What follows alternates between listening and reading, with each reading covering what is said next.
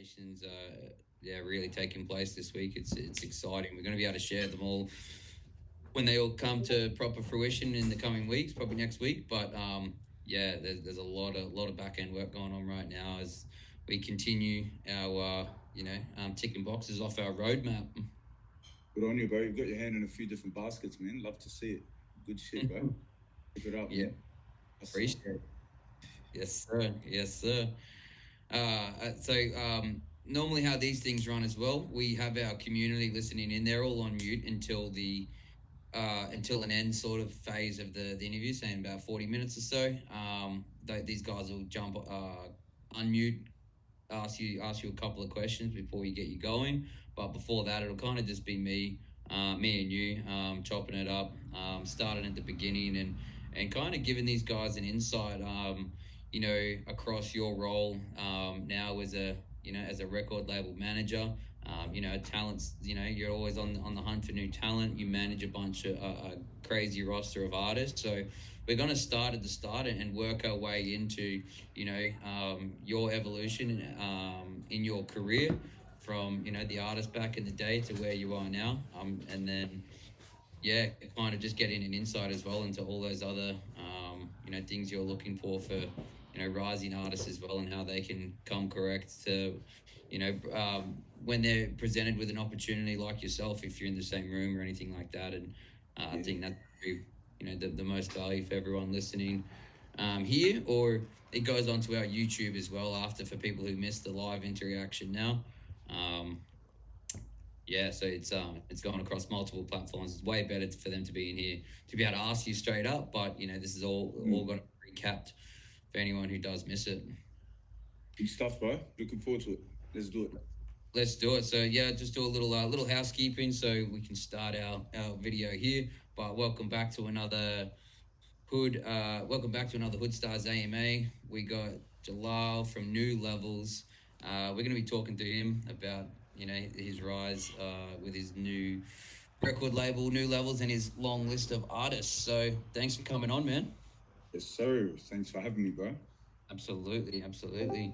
I guess we kind of got a little bit of history from our years of working together. I've only been in the scene a fresh 6 years. I'd love to hear where your sort of music career, your entry point into the whole music world, and sort of where it's taken you from there. You were an artist originally, and are you still doing that? And how did it evolve to where you are now? If we can take it back to the start. Yeah, it's been a crazy journey, man. I think from the very beginning, like I always had a passion for music, you know what I mean? And I think, in my opinion, any successful company starts with, a purpose and building on the purpose. And that's, definitely where New Levels has ended up. But I guess, taking you back, it started with me as an artist. And I love music, bro. I grew up on reggae music. And I think it was Eminem, 50 Cent. That's my generation. I know the elders will always pick me up for growing up to Eminem or 50 Cent because they grew up to Tom, Dick, and Harry. But it is what it is. That were definitely big inspirations for me, and just American movies and the music. And I loved it, bro. And that was something that I definitely drew inspiration from, and I wanted to be an artist. And I ended up developing over the years. I was performing since I was like 10 years old, and writing music since I was 9, 10 years old. And, I was pretty much self managed throughout my whole career, from X Factor when I was 16, 17. And I stayed self managed for, pretty much until the end of my career. And I learned a lot about the business side. So, Mm. a long evolution of Lazy J, that's for sure. Yeah. So the X Factor, like, well, talk us through that. Like, this is all new to me. I had no idea you had a crack at X Factor, and how successful was that? Yeah, that's actually what sort of took me off, man. I guess I Okay. was like the first, half Lebanese slash Pacific Island kid that entered a show like that and rapped. Yeah. I think there were some other Pacific Islanders that had entered shows and stuff like Australian Idol and stuff, but I was the first rapper to sort of do it. And yeah, I think I was like 15, 16 years old. I did it in a duo and we made it pretty far, to be honest. Like we went, to New York, into London, made the top, I think it was 24 or 16 or something like that. Mm-hmm. And yeah, it was pretty much after that whole X Factor one, I just started dropping original music and that's when like Facebook started at that same time. So I just took advantage of Facebook and it was a trip out, man. The day that the show aired and my episode aired, I went to Maryland Stockton Mall for the feed. Walked Mm-hmm. out of the car, walked in my school uniform and stuff. I got bombarded for photos, man. I had a lot of people surrounding me for photos and shit because I came off the show and just I wasn't prepared for that stuff, eh? But Far out, yeah, yeah. The power yeah, of TV, hey, even now it's so strong. It's such a huge reach, and then for people to come and show love instantly and be recognizing you, mm. instant. It was definitely a lot stronger back then before we had access to all these different things, Yeah. streaming and Netflix and whatever. But Hmm. yeah, but I guess that was the start, man. X Factor, and I went from X Factor to releasing music, and then started touring, and started helping other artists. So I sort of always had that artist development thing about myself, even when I was young. So Yeah. And so you said you were self-managed through all of that, even coming off of X Factor. They didn't sort of like any labels or even like show other like managers that were around the show. Did they try and like take you on and you kind of said like rejected them and you wanted to do your own sort of independent thing or yeah, um yeah. or Back then, I did have label interest. Um, it it was look. If I could go back in time, I think it would have been better for me to take the deal that I was offered, because it was definitely hard. But I don't regret it at all because if I took that deal, maybe I wouldn't have learned the things I know today to start new levels and start managing artists. So yeah. yeah, Yeah, yeah, you always. I did have managers as well. Like I went through a couple of different managers, but I just found that I was they weren't. Yeah, I think sometimes when you want something done, you sort of got to do it yourself. So Yeah. yeah, yeah, yeah, yeah. But yeah, I get that it's like early, like you're going through these people, but what they're sort of you're not really connecting with them as well. It's like you really need to connect with a manager. I mean, you would know this now from not having that or having these failed attempts as managers and what they were not sort of providing you, or mm, even like just on a rapport level of how to build that.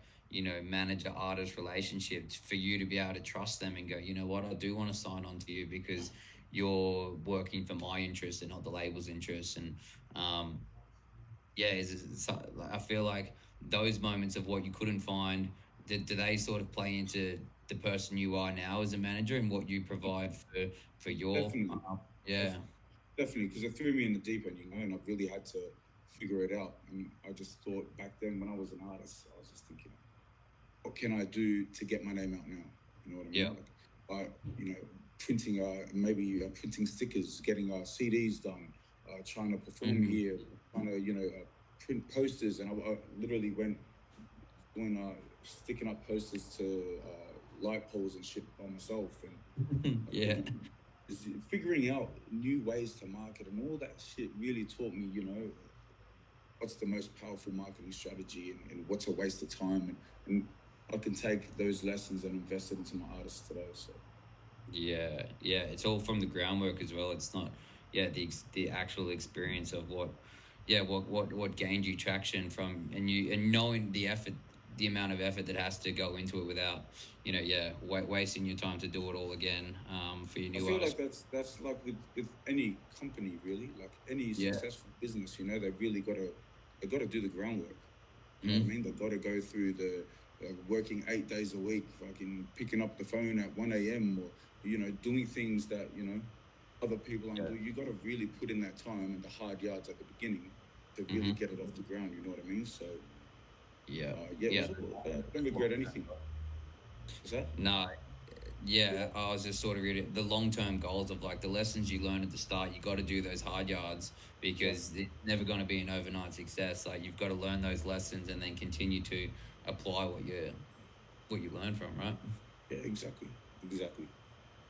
What was like? Did you put an EP out? Just staying on your artists with the Lazy J stage in your life. Like, what? How much music did you put out through that? And when did you come to the realization or the transition to a manager and really wanted to hone in on the new levels? What was the When did you stop putting out music, and how much was it? Yeah, I think I put out like, yeah, I remember when I was 16, I put out a 32 song mixtape. I did a couple of EPs. Yeah, I put out like quite a lot of music, man. I did a couple of mixtapes. I did a couple of EPs. I even Yeah, started like a label with Open Too Late back then as well. I think I was 19 years old. I called it CDMG, Carpe Diem Music Group. Um, yeah, we did like a CDMG mixtape. I think I was like 19 years old, and I got this park in Mount Jewett. They gave us the park. They let us use the park, and we made it free entry. And we mm, sold all the merchandise like shirts and CDs. But we had like 500-600 people come out. It was awesome. But yeah, it was like a that was like the start of a label creating experience. It sort of ended, but yeah, I put out a lot of music, man, and I think what really got me to wrap it up and focus on this label was like I lost my passion. My heart wasn't in it. You know what I mean? Like mm, didn't I didn't want to film music videos, and I felt like I had to do this stuff because it's all I knew. But eventually I realized, oh man, like I actually learned all the business side in that process, and I love doing this shit. So like, why invest another minute trying to do something that my heart isn't in? Let's focus on this one thing that I feel like this is there's a lane for this. Not many people are doing this. This is something that I enjoy doing. Let's do it. So I just honed in on it, and I've had some pretty good success in the past year and a half. Been good. yeah, man. I mean, that if your heart's not in it and you're not doing it out of passion, like you're never going to be able to keep up the pace of that. If you're really not doing it out of love, those long nights just turn into sort of tedious moments, and you just run out of Chores. so quick. To So turn into chores, bro. You end up forcing yeah, it. The quality, it ends up becoming quantity over quality. You know what I mean? And that's just not how a successful operation runs. So, yeah. And it's cool you saw that earlier on, because like you said, people hold on to those moments because that's all they know. And you sort of took that step back and be like, I'm going to throw myself again into the deep end, into this sort of into this manager role and do that transition. But you really you're coming in now off experience though, so you were never really starting again. It was starting from experience. yeah, exactly. Exactly. I like that. And with your the so new levels, how when was that established? And talk us through like the your team that you built that with, and sort of your first signed artist. Like how did that grow? And was that, had you already been like, talk us through the scouting process as well, of like, people you really wanted to work with and kickstart new levels. Mm. Yeah, man. Well, I started New Levels at the end of 2020, I think. Or mid to late 2020.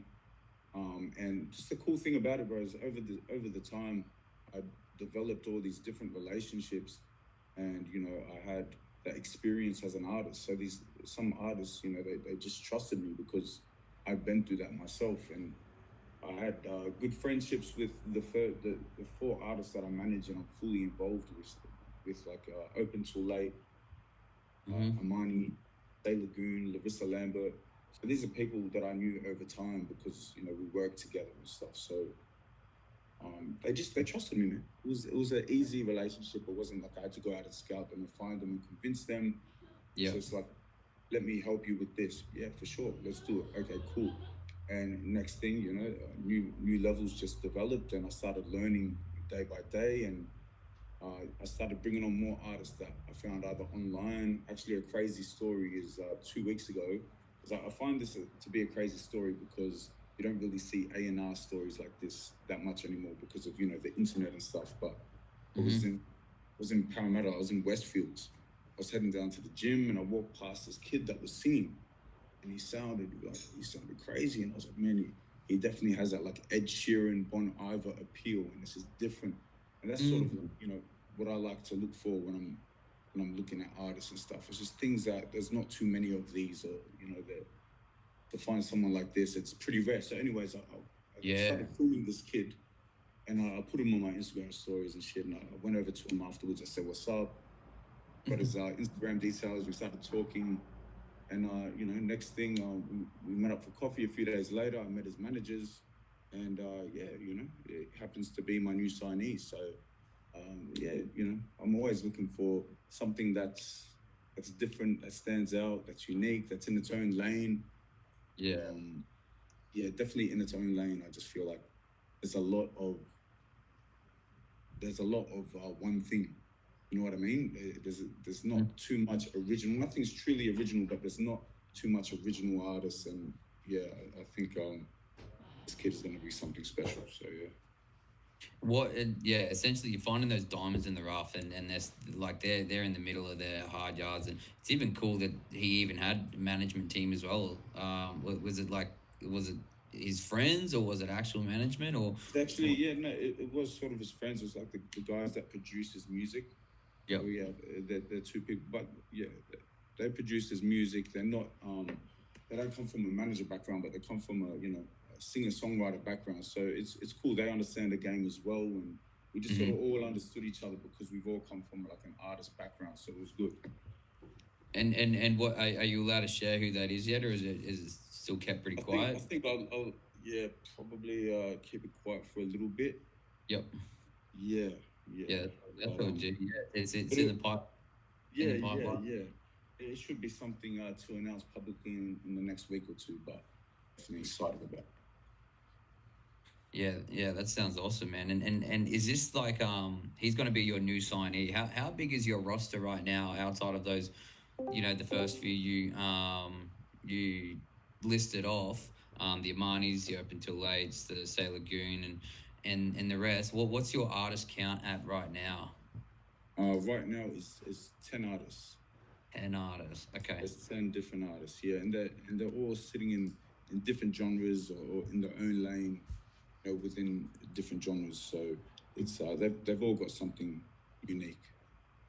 Yeah, man, it's really cool how you said that as well. There is a really hot, like saturated, highly saturated in the music scene of just these artists that are cookie cutters of each other. They're slightly different with their look or style, but really it's all in the same genre. It's all in the Mm, same or a lot of big heavy drill rap, street scene. And for you as a manager to really sort of like you've got one in that genre, and now you're trying to tap into all of these other musical fields is cool. It's cool to hear.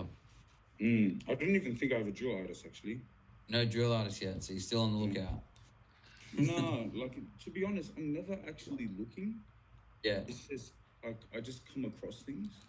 Mm-hmm. I'm never actively seeking because yeah, I just I'm not actively seeking, but if there's something that I just really love and the vibe is right, you mentioned before about vibe, like I feel like that's definitely a ball Yep. breaker, like when it comes to closing Mm. a deal or building a relationship with somebody, the vibe has to be right. If you guys don't connect, but you might have everything you need, you might have everything they need, but there's no connection. It's like it's gonna be a tough relationship. You know what I mean? Yeah. Yeah. Yeah. You've got to have that sense of understanding of each other, and really kind of like click. Mm, So when you're in those creative sessions, yeah, it doesn't feel like work. exactly. Awesome, man. Now, moving on to let's talk through a little bit about our experience with this latest clip that we put out together for Open Too Late featuring Fady. Do you want to talk us through how the video story came about, and the song as well? Like, talk us through the process. Oh man, I gave you a hard time, huh? I gave you about 12 and a half minutes to get me a clip treatment, to edit it, and to deliver the project. You really, you came through with this one, man. Yeah, no, it was crazy, bro. It was crazy. I called you what 2 weeks before the song released, Yep. and I said, yeah, hey, bro, I've got this.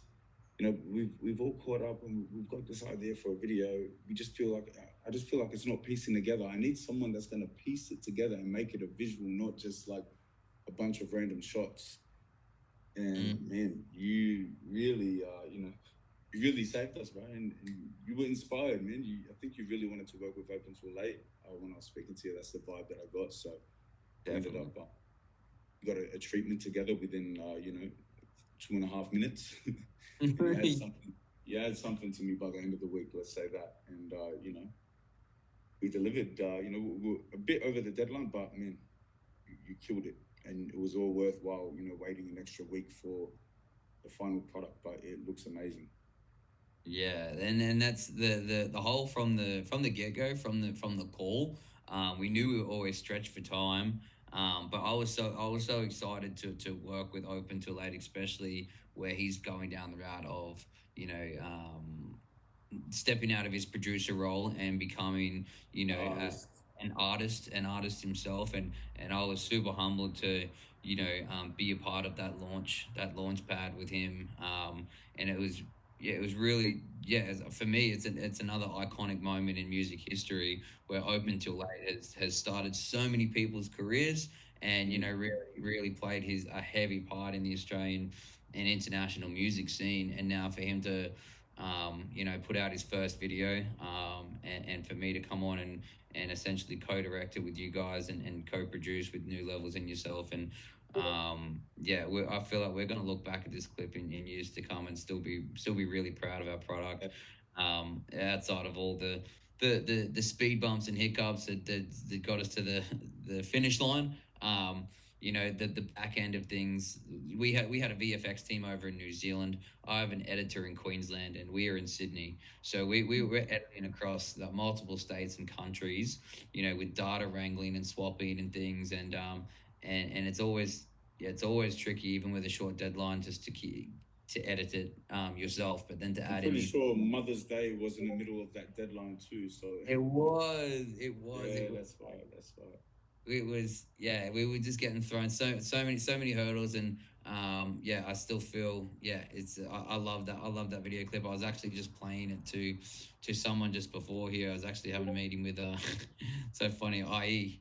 He was just in the pad just before, talking biz. But I put that on as a reference, of like, yeah, already using this, what we've created for more videos to come. It's really going to be a staple, and a clip that I continue to reference myself. I mean, and Mm. that they grew to that because of your guys' idea as well. You guys, if it was yourself and Open to Late, or whoever had that initial idea of, the futuristic cyber world and things like, I piggybacked off the world you guys had already built by, you know you came to me to say, can we come up with a story? Can we have a sequence or some sort of events that happen, so it's not a montage?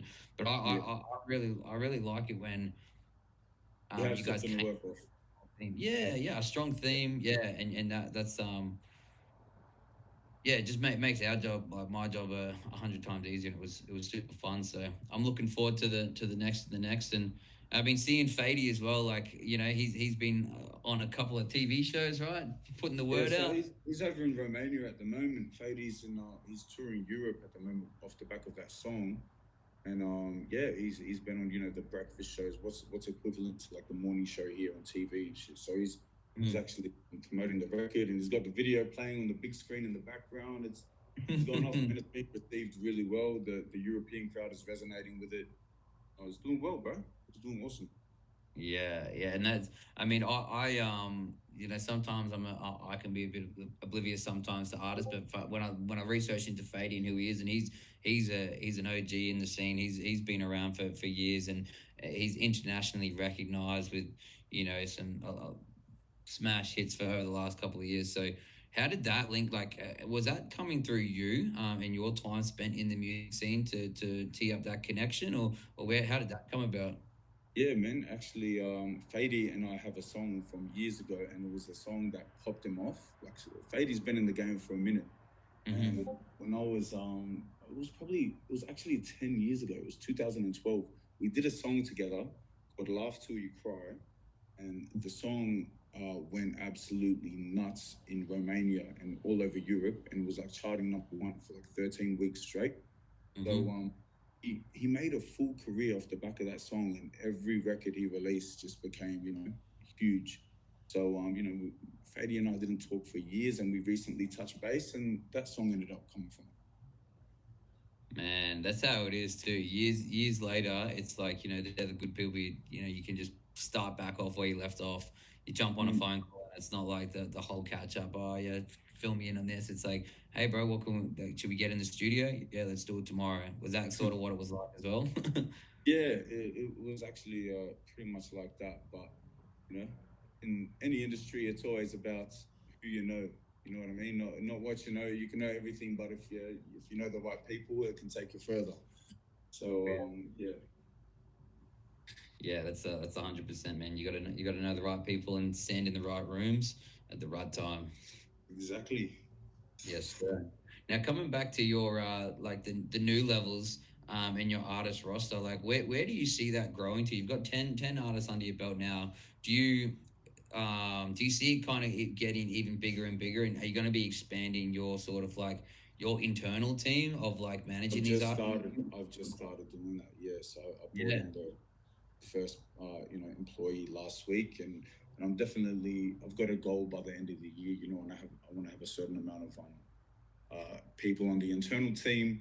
But the ultimate goal I think is by the end of next year. Not the ultimate goal, but a close goal is by Mm-hmm. the end of 2023. I want to have the biggest Australian independent label, and there's quite a few, like especially the electronic ones. They're huge, and they they do really really well for themselves. So my goal is by the end of next year. I want to operate the biggest independent labels. So Yeah. yeah, I think it's starting with building the internal team, as Yep. well as signing new acts and signing the right acts. You know what I mean? And Yep. we've been successful for a few different Australian artists, and I just want to continue doing what we're doing, and Mm-hmm. let's see where we're at by the end of next year.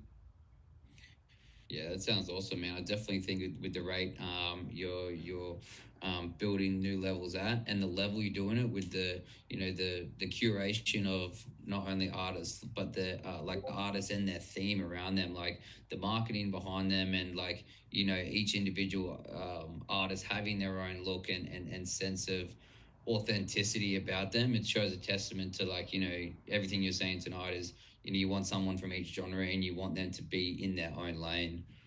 Mm. Yeah, Who exactly. and with this year's sort of launch, like how did you go about dealing with your artists over like the whole COVID period, and were you holding back on music, and how did you approach that as a label manager for your artists, and then approaching when the world opened back up with releasing music and getting them back on shows and things like that? So what was sort of a standpoint as a manager in these artists? How did you guide them through the 2 year sort of isolation? Yeah, Sydney really suffered for a good what, like 4 or 5 months, something like that, in regards to lockdown and stuff. Mm-hmm. Um, and it was hard, man. Like we couldn't really record too much, and we didn't have access to shows or anything, and we were really restricted from what we were able to do. But we ended up using that time to figure out marketing plans and different strategies, as well as sneaking in a couple of studio sessions here and there, and working on music in the background, and preparing things for when lockdown was over.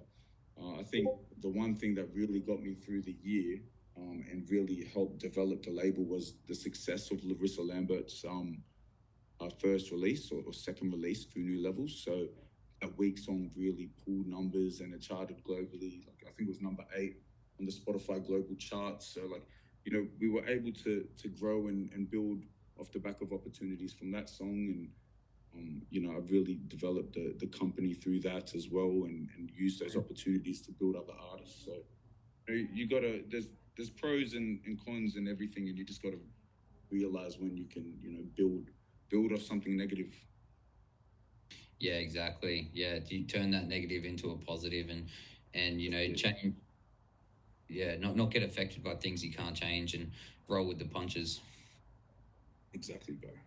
And Larissa Lambert, she's a fast rising star. She's got a great sound, a great look, super art house with her visuals and her stylistic approach as well to all of her music videos and things. And how much of that is all like curated by her or the team and yeah, what's the driving force behind her whole artistry? At the end of the day, I think she's the one thing people know is she's really talented. That's just undeniable. Like people that don't have access to her or didn't know of her, as soon as they hear her voice, they fall in love. So Mm-hmm. um, we sort of capitalized on a moment that she had on TikTok, which was one of the videos, her actual first video she released a year and a half, 2 years ago on TikTok.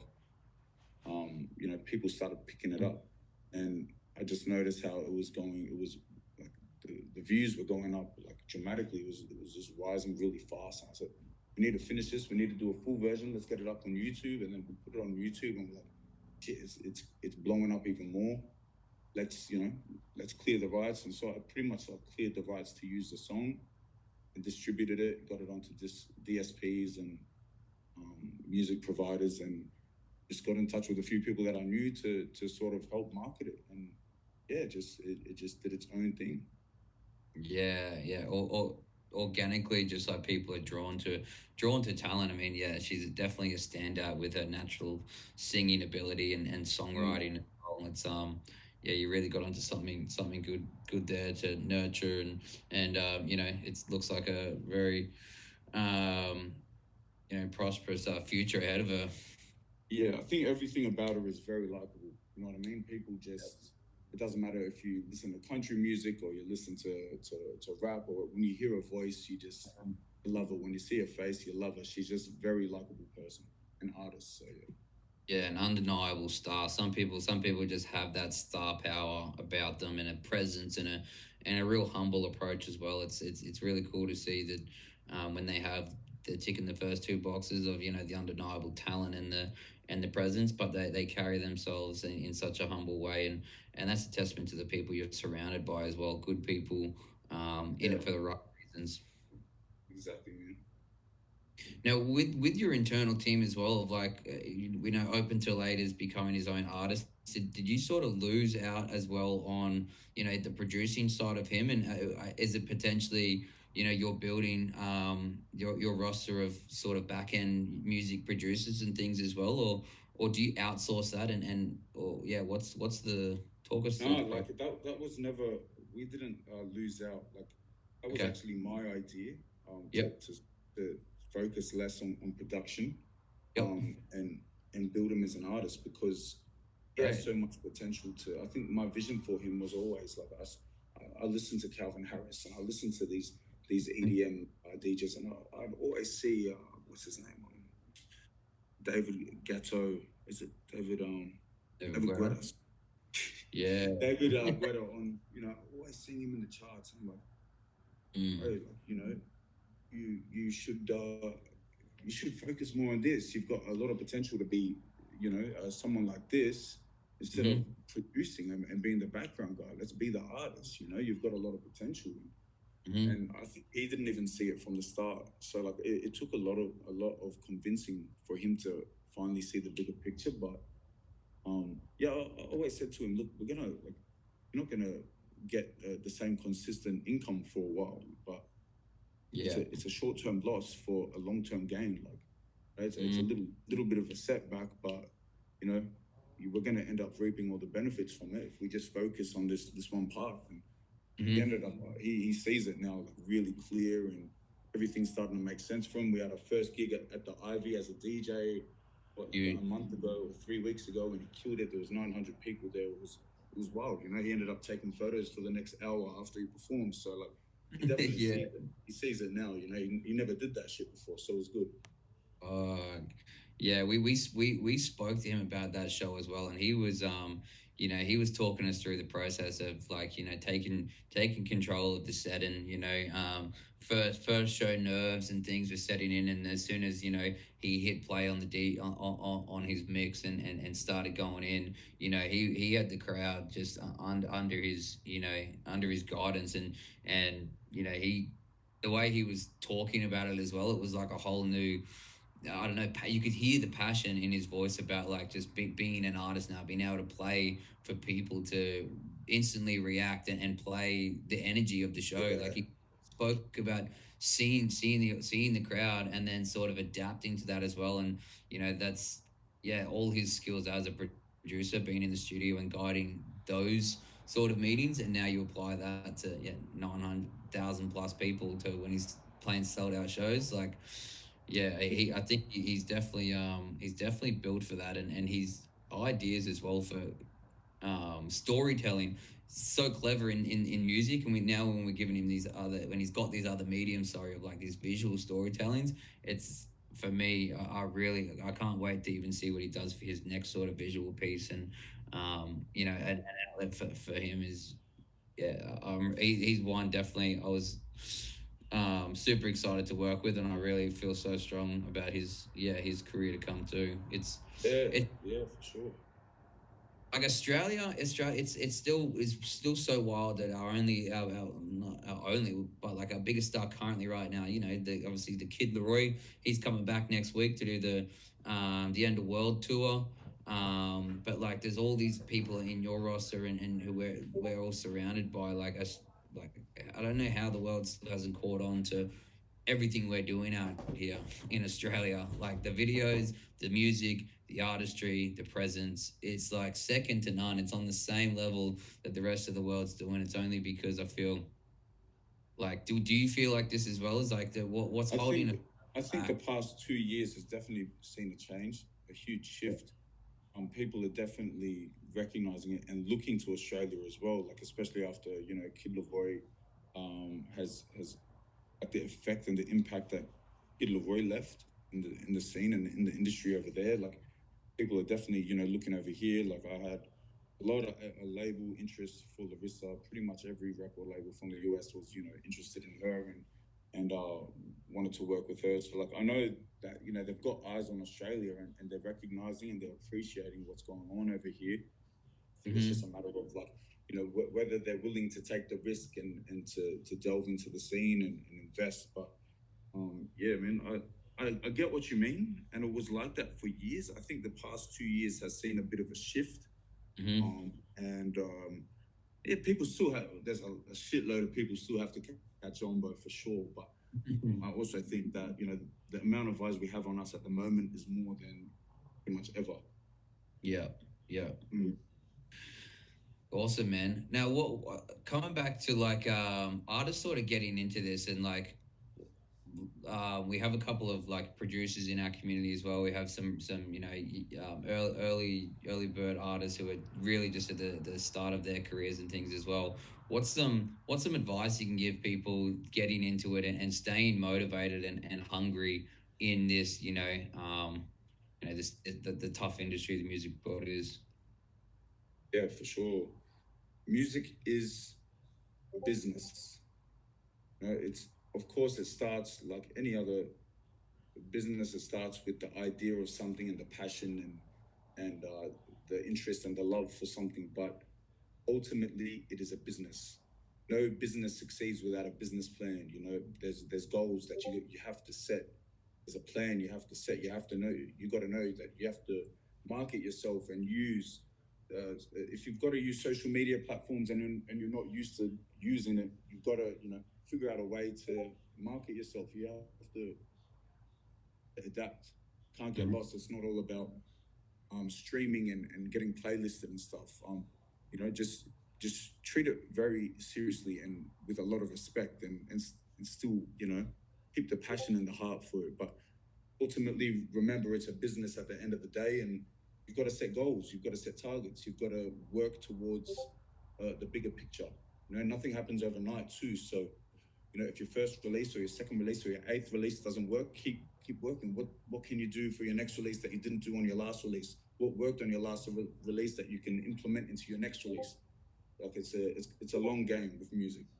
Yeah, yeah, and addressing the plan as well, like going in with a strategy, not just having this song and putting it out and thinking that the world owes you something, then putting that song out that you're gonna be that 1% person that the right person hears and goes, hey, I want to come and sign that person. You need to have like a game plan with your releases, even from that early stage. Exactly, exactly, and yeah, that's it. I think the one thing that I tell the artists that I work with is, you gotta be active on social media because it's the biggest form of marketing. Mm-hmm. Social media marketing is the biggest form of marketing. The amount of people that you could access if you find the right way to market yourself online compared to going and putting up a poster on the wall on Parramatta Road or something. Huge difference. So just try not to get disheartened. Keep your head down, and keep working. Keep hustling. Keep figuring out new ways to release. Yeah, yeah, epic, man.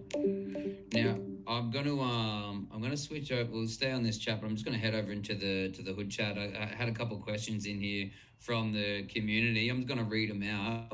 I'll start at the top, and then just if we'll answer as best we can.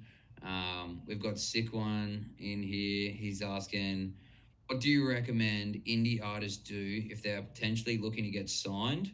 What would you recommend? And sec part two, what would you recommend an artist if he was trying to get into contact with you to potentially get signed? So, one, yeah, what do you do to try and put yourself out there to get that notice from labels? You used to go and hand out CDs and things. What's the equivalent of that in today's age?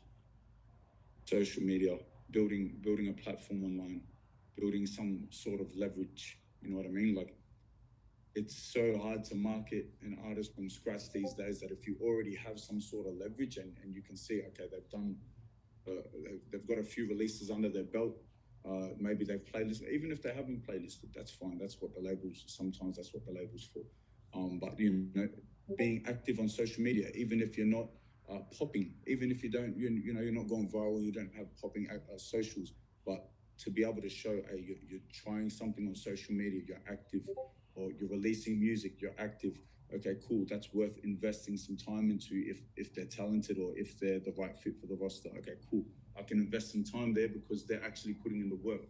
Like I think a lot of people think that a label is the last resort. You know what I mean? Like they think, oh, sweet. When I'm signed, I can relax, I can chill. But what labels or what a company would look for is to see an artist that is active on socials, that's actively releasing music, and that would attract a Mm, label outside of the talent that they have. So awesome.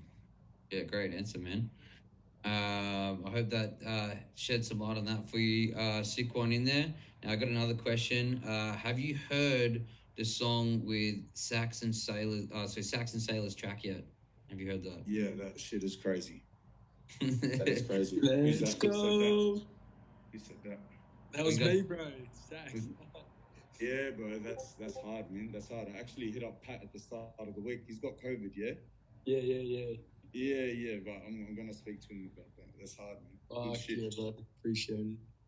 I mean, hard. Yeah, keen for that one, guys. If you get your gas on that, can't wait for it to come out. I got another one here. How do you advise smaller artists to target market their music before they have a solid fan base? how do I advise smaller artists to target their music? Yeah, so I guess it's like we're building the platform. Mm.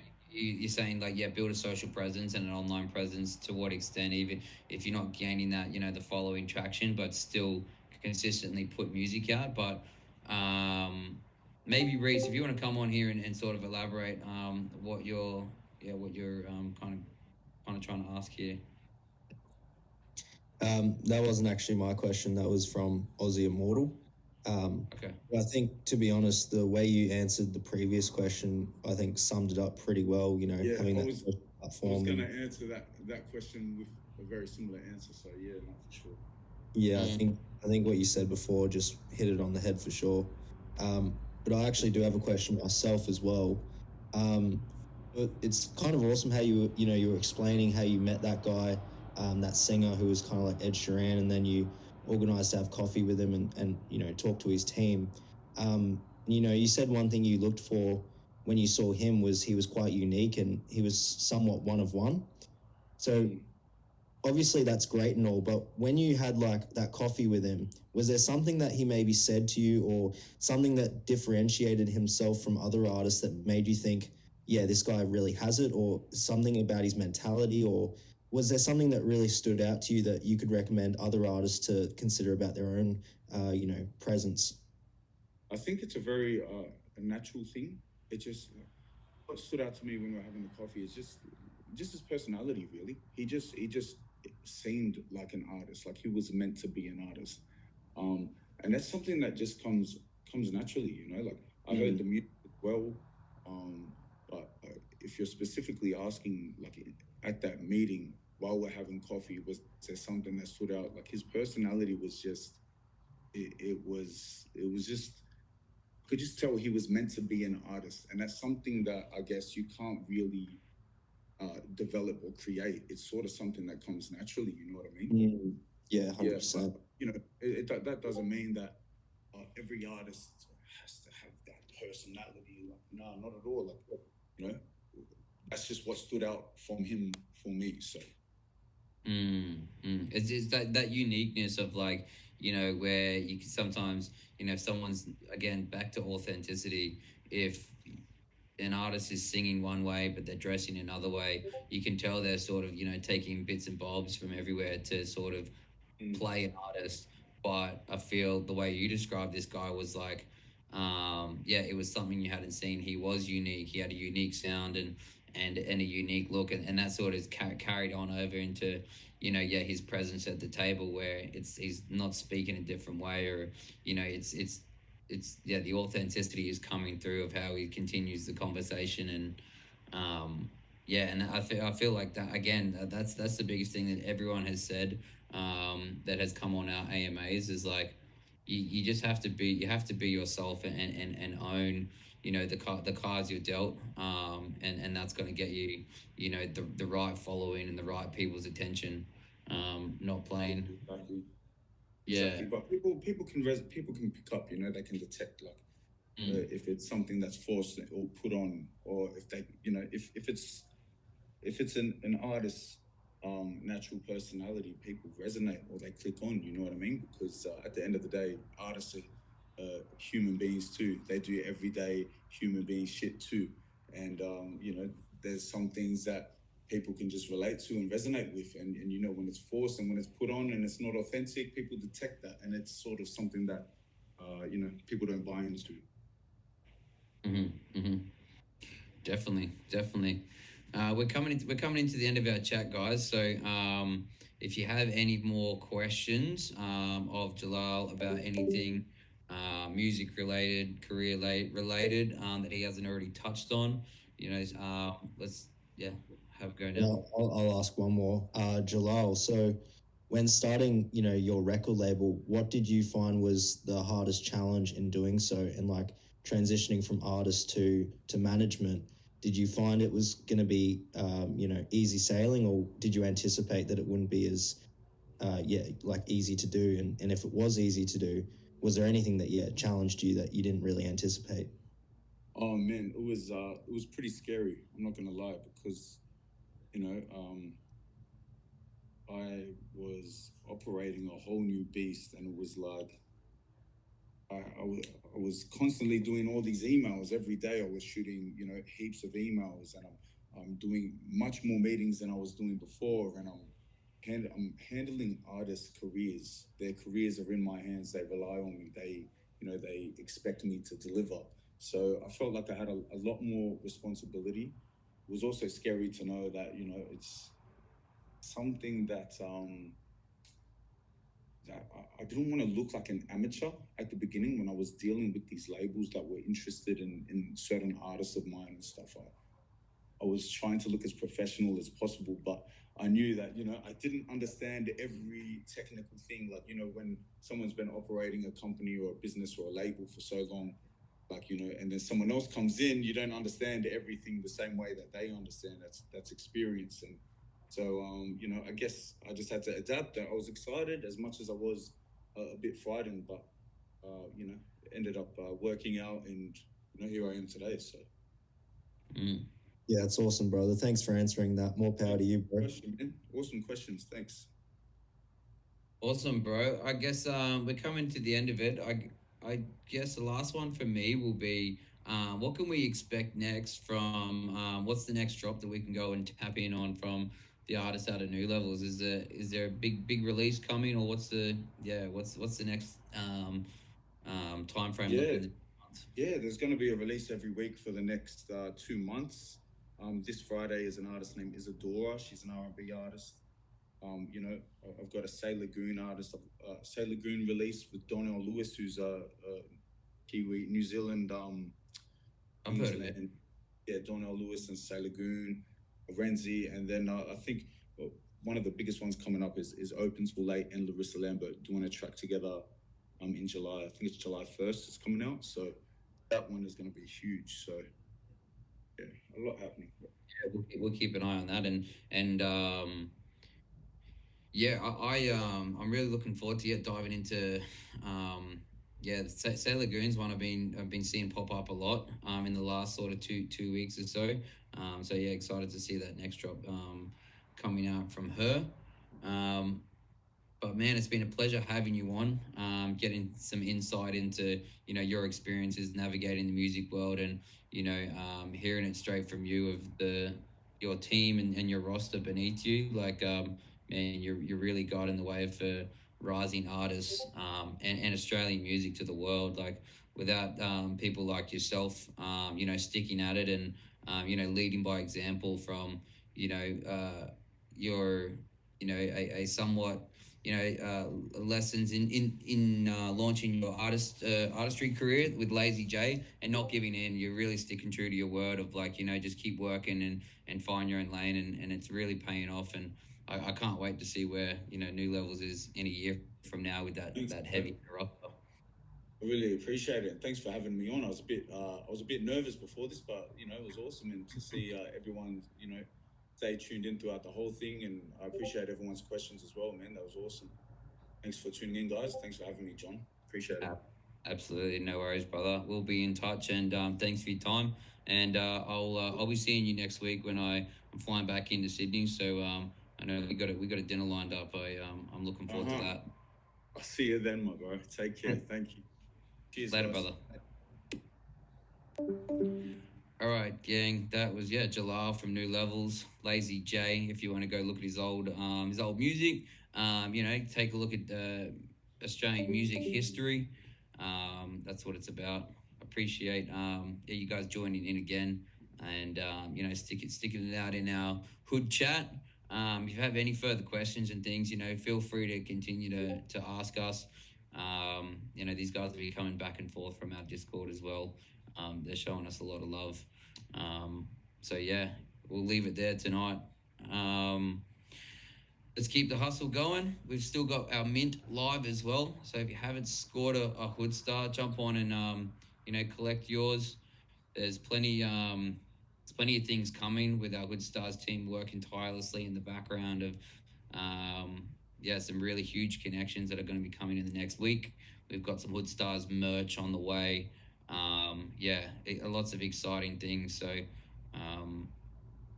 guys, this is going to be me tapping out for the night, but I'll be floating around the Discord for the next couple of hours. Cheers, John. Appreciate it. No worries, guys. John. Legends. Hoodstarz to the moon.